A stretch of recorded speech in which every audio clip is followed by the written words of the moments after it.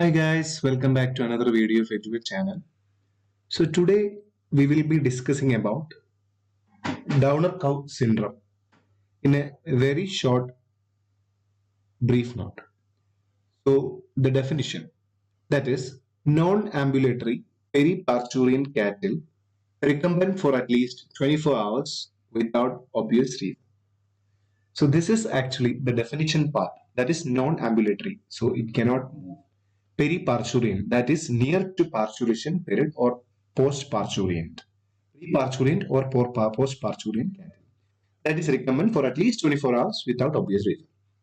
So moving to the type of downer, we will be mainly classifying them as alert downer and non-alert downer. So from the word itself, it's very clear what is alert downer. That is mentally alert, non-ambulatory. They can eat and drink normally, and they are mainly in sternal recumbency. That is mentally alert. So moving to the next category, that is non-alert downer. That is actually mentally obtunded and they are not alert. That is mentally not alert and having abnormal vital signs and unable to maintain sternal recumbency. That is non-alert downer. Non-alert downer is much more serious condition than alert downer. So moving to the etiological agents or the reasons why an animal can become a downer, that is first one is metabolic disorders, that is hypocalcemia, hypokalemia. So there are more than 25 reasons in which animal can turn into a downer, but we are discussing only the main important points. So that is hypocalcemia and hypokalemia. Moving to the acute systemic illness that can include mastitis, metritis, even theileriosis. And moving to the musculoskeletal disorders, that is fracture, myopathy, dislocation, etc. Moving to the nerve injury, that is ischiatic nerve injury, radial nerve injury, peroneal nerve paralysis, and obturator paralysis. In case of first calving animals, that is primiparous, there will be a chance of having obturator paralysis. So moving to the pathogenesis, that is actually prolonged recumbency. When an animal is having a prolonged recumbency, there will be excess pressure on the nerves and the muscles. That will lead to neuropathy and degenerative myopathy. When an animal is having Downer syndrome, it will be applying pressure to those muscles. So there will be compression of the vessels and there will be anoxia, tissue anoxia that will lead to myopathy, that is degenerative myopathy, and that can also lead to neuropathy. The local tissue damage thus produced on a particular site is also called as compartment syndrome. Okay, this is called as compartment syndrome. And the systemic effects produced secondary due to the compartment syndrome is known as crush syndrome. So localized effect is actually compartment syndrome and the whole effect is known as the crush syndrome. That is secondary to compartment. So compartment syndrome, what is the problem is excessive pressure on the muscles that due to the prolonged recumbency. There will be partial or complete occlusion of those blood vessels moving to that area.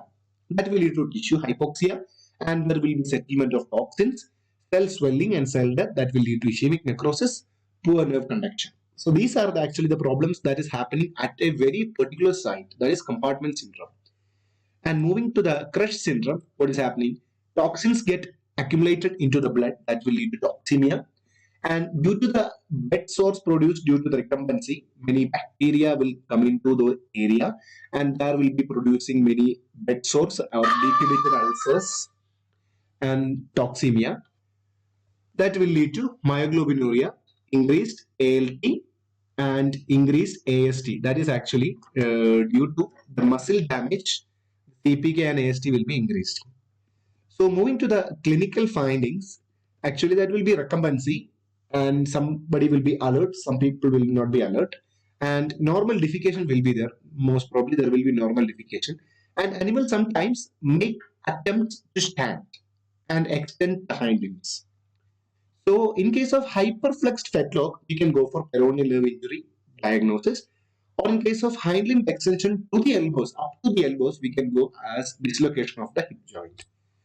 So moving to the clinical pathology, which is the most important thing, that is first stage we can go for at least CBC.